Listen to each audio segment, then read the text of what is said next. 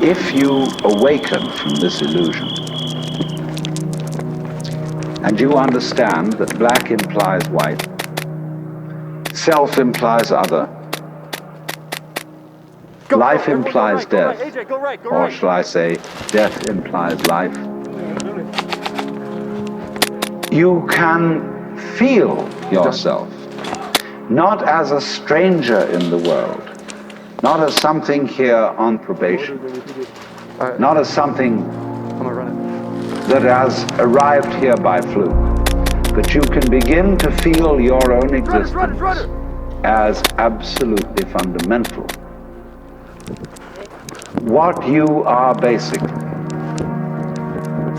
deep, deep down, far, far in, is simply the fabric and structure of existence itself.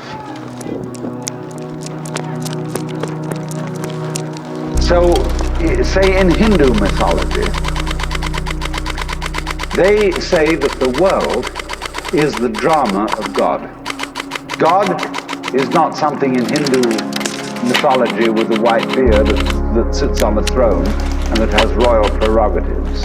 God in Indian mythology is the self, Satchidananda, which means Sat, that which is, Chit, that which is consciousness, that which is Ananda is bliss.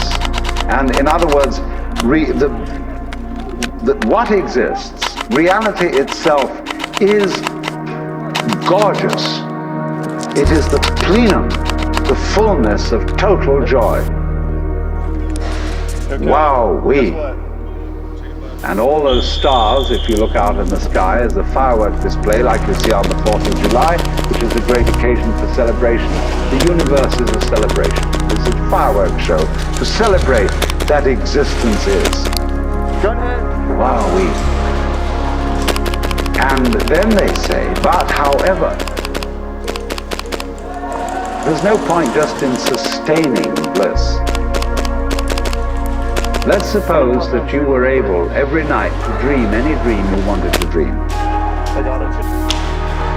And that you could, for example, have the power within one night to dream 75 years of time.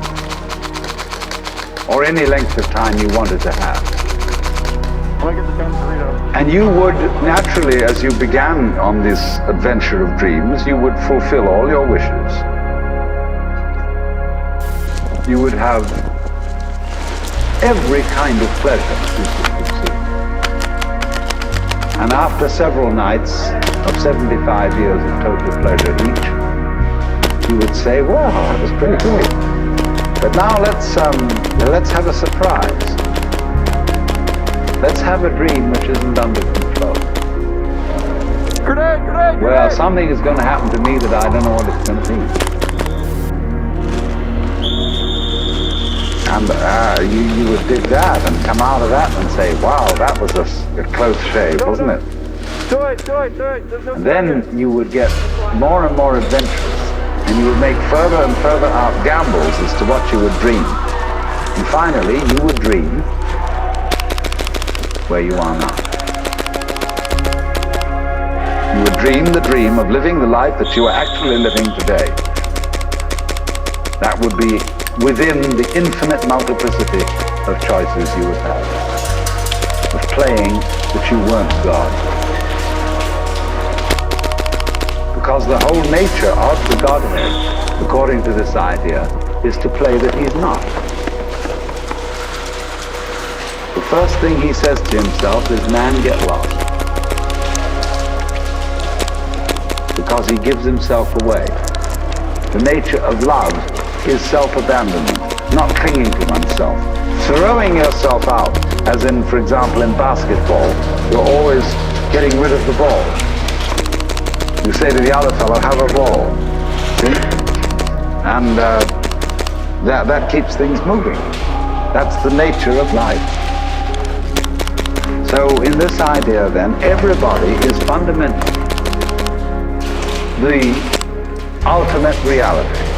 Not God in a politically kingly sense, but God in the sense of being the self, the deep down basic whatever there is. And you're all that. Only you're pretending you're not.